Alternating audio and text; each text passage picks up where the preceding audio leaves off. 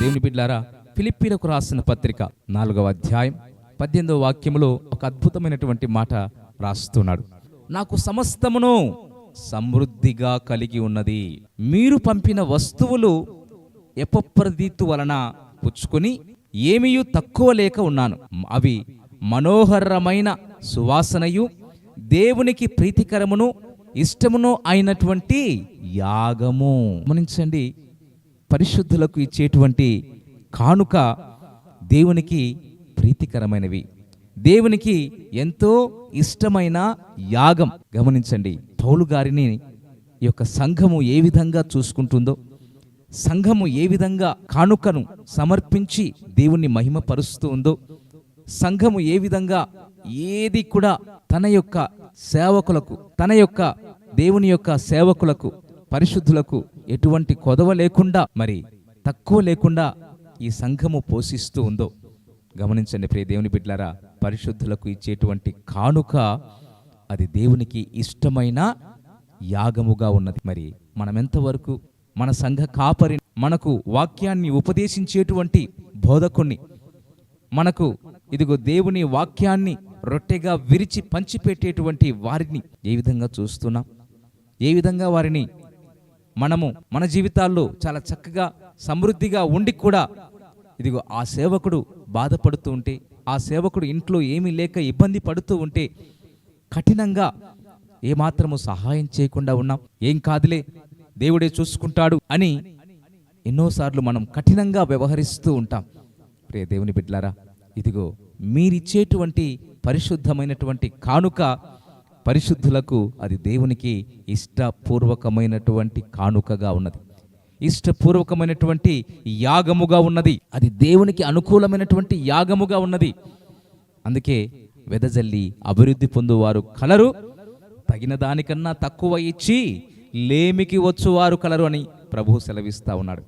గమనించండి, ఇదిగో మన సేవకుడు బాధపడుతూ ఉంటే, మన సేవకుడు ఇబ్బంది పడుతూ ఉంటే, మన సేవకుడు కష్టాల్లో ఉంటే అది చూస్తూ కూడా నువ్వు చెలించకుండా ఉన్నావు అంటే ఇదిగో దేవునితోనే నువ్వు చెలగాటమాడుతున్నట్టు, దేవుణ్ణే నువ్వు పెడుతున్నట్టు, దేవుణ్ణే నువ్వు నష్టపెడుతున్నట్టు, దేవుణ్ణి నువ్వు బాధపడుతున్నట్టు.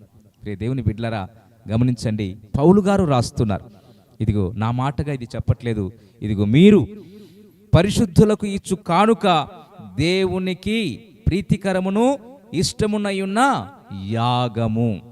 దయచేసి మన జీవితాల్లో ఇదిగో సేవకుణ్ణి కష్టపెట్టకండి. దేవుణ్ణి మరి ఆయనకు ఏమాత్రము కూడా అవిధేయతగా ప్రవర్తించకండి.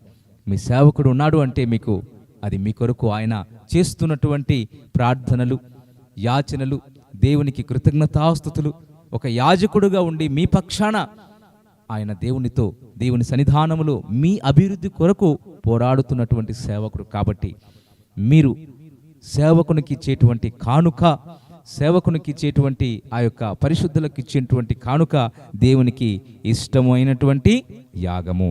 ఇక 6వదిగా మనం చూసినట్లయితే ప్రసంగి గ్రంథం 4వ అధ్యాయం 5వ వాక్యంలో రాయబడి ఉంది. చూడండి, మన జీవితాల్లో కూడా మనము మొక్కుబడులు చెల్లించాలి.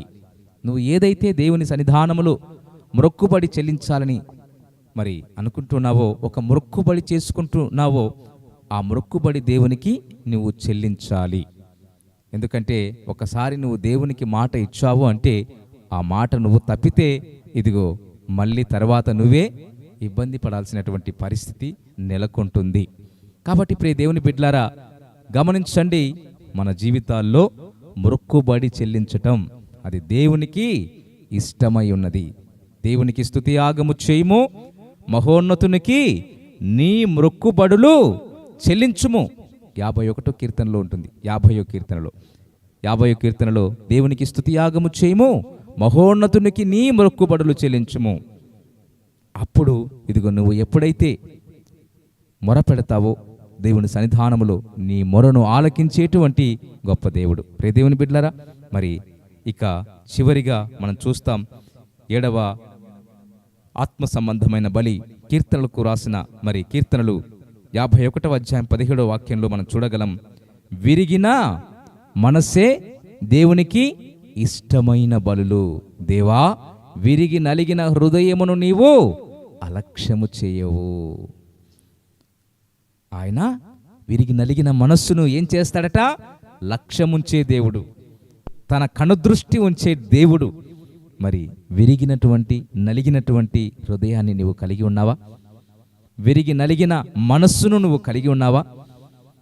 లేక కఠినంగా ఉంటూ, గర్వంగా ఉంటూ, అహంకారంతో జీవిస్తూ దేవునికి ఆయాసకరంగా ఉంటూ ఉన్నావా? ఇదిగో దేవుడు అంటున్నాడు, అహంకారమును గురించినటువంటి మాట, పడిపోవుటకు ముందు అహంకారమైన మనస్సు నడుస్తుంది, నాశనానికి ముందు గర్వం నడుస్తుంది. సాక్ష్యం చూసాం. గర్వంగా నా జీవితం ఉండటం ద్వారా నా భర్తతో సంబంధాన్ని కోల్పోయాను, నా భర్తతో బంధాన్ని కోల్పోయాను.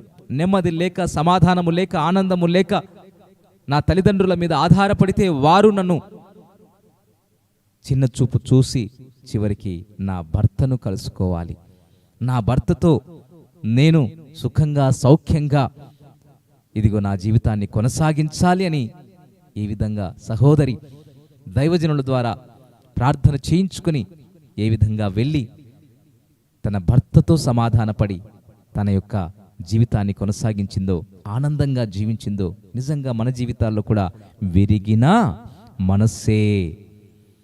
నువ్వు విరగాలి, నలగాలి, దీన మనస్సు కలిగి ఉండాలి. ఎవరైతే దీన మనస్సు కలిగి ఉంటారో వారిని మాత్రమే దేవుడు దృష్టి ఉంచుతాడు. గమనించండి. ఎందుకంటే ఆయన బలిష్టమైన హస్తాల కింద మనము దీన మనస్కులముగా ఉండాలి. తగిన సమయమందు ఆయన హెచ్చించే దేవుడు. ప్రియ దేవుని బిడ్డలారా, కాబట్టి మనము విరిగిన మనసే దేవునికి ఇష్టమైన బలులు. 7 ఆత్మ సంబంధమైన బలులు మీకు తెలియచేశాను. ఈ 7 ఆత్మ సంబంధమైన బలులు ఈ కొత్త నిబంధన విశ్వాసులకు మరి వ్రాయబడినటువంటి సంగతులు. అయితే మరి ఈ ఆత్మ సంబంధమైనటువంటి బలుల్లో అద్భుతమైనటువంటి బలి ఏంటో తెలుసా? స్తుతి యాగం. ప్రభువునందు ప్రియులారా, ఈ సందేశాలు మీకు నచ్చినట్లయితే దయచేసి లైక్ చేయండి, సబ్స్క్రైబ్ చేయండి, పక్కనే ఉన్న బెల్ బటన్ నొక్కండి. ఈ సందేశాలను దయచేసి 10 మందికి షేర్ చేయమని ప్రభువు నామమున ప్రేమతో మీకు మనవి చేస్తున్నాం. Thank you. Praise the lord.